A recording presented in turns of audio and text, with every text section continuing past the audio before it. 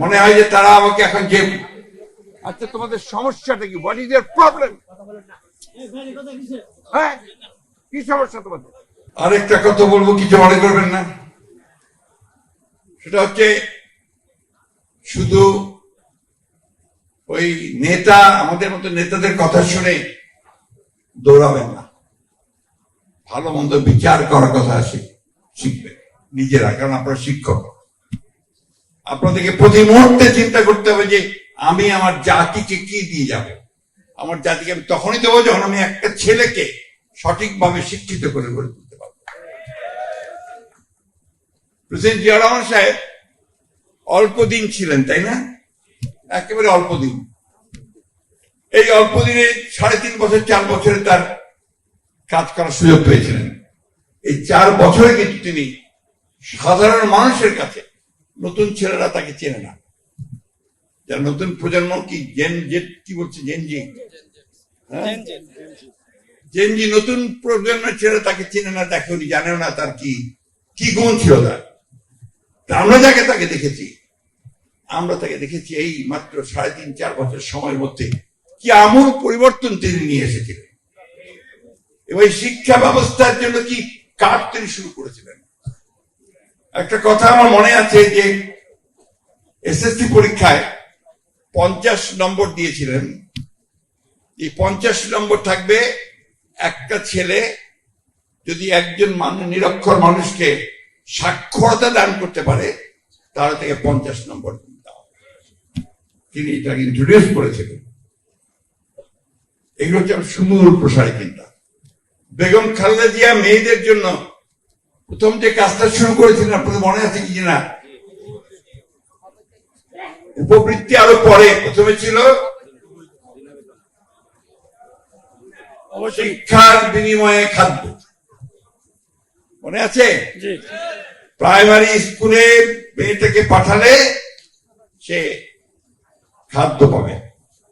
পরে সেটা উপবৃত্তি হয়েছে, বিনা বেতনে পড়াশোনার ব্যবস্থা হয়েছে, ক্লাস 12 পর্যন্ত করেছে ম্যাডাম, তাই না? এগুলো হচ্ছে মৌলিক কাজ জাতির জন্য। বন্ধুগণ, আমি এই কথাগুলো আজকে এই জন্য বলার সুযোগ নিচ্ছি যে আপনাদের সঙ্গে সবসময় আমার দেখা হওয়ার সুযোগ হবে না, হয় না। আমরা মাঠে ঘাটে রাজনীতি করি, বালাই জিন্দাবাদ জিন্দাবাদ দেই, তাই না? যেখানে আপনারা যারা আছেন সবাই অত্যন্ত সচেতন মানুষ সমাজে। আপনারাই নির্ধারণ করবেন যে মানুষটা কিভাবে তৈরি হবে, শিশুটা কিভাবে তৈরি হবে। আমি আমার ছোটবেলা আমার যারা শিক্ষক ছিলেন তাদেরকে আমি এখন ভুলতে পারি না।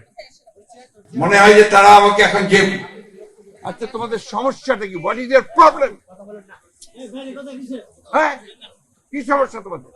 আরেকটা কথা আপনাদের আমি বলতে চাই, সেটা হচ্ছে যে আমাকে আমাদের সেলিম ভুঁইয়া সাহেব, উনি এখন অনেক বড় নেতা। আমাদের শুধু আপনাদের নেতা নন, তিনি শুধু আপনাদের নেতা নন, তিনি এখন বিএনপির নেতা, তাই না? এখন উনি আমাদের একটা কাগজ করে দিয়েছেন যে ম্যাডামের একটা ঘোষণা ছিল চাকরি জাতীয়করণ করার জন্য। ম্যাডামের ঘোষণা তো সকলের জন্য শিরোধার্য। আমাদের সরকারে আসতে হবে তো, সরকারে আসতে হবে তো নাকি? সরকারে কখন আসতে পারবেন? জনগণ যদি ভোট দিয়ে আপনাকে সরকারে পাঠায়, তাই না? ভোট দিবে কখন? যখন আপনি জনগণের কাছে প্রমাণিত হবেন যে আপনি যোগ্য এবং আপনি আগামী 5 বছর তাদেরকে সুষ্ঠুভাবে তার সেবা করবেন, তার কাজ করতে পারবেন, তাই না? সবখানে আমরা সেই সব শুনতে পাচ্ছি, পত্র পত্রিকায় বাইরে বিভিন্নভাবে সমালোচনা হচ্ছে না? এই সমালোচনা যেন না হয় তার কাজ করতে হবে। আমরা চাই না। আজকে আমি বলেছি যে যারা এই দুর্নীতি করে, যারা চাঁদাবাজি করে, জমি দখল করে, এরা বিএনপির লোক নয়, এরা দুর্বৃত্ত। আমরা দল থেকেও কিছু লোকের বিরুদ্ধে চেয়ারম্যান সাহেব ব্যবস্থা নিয়েছেন, তাই না? আমরা তাদের বিরুদ্ধে ব্যবস্থা নিয়ে থাকি। আর একটা কথা বলি না, এটা একদম আমার নিজের কথা, দলের কথা না। শিক্ষকদেরকে দল কানা হলে চলবে না। দলকে, শিক্ষকদেরকে দলীয় রাজনীতির একটু দূরে থাকতে হবে, তাহলে শিক্ষা প্রতিষ্ঠান থাকবে না।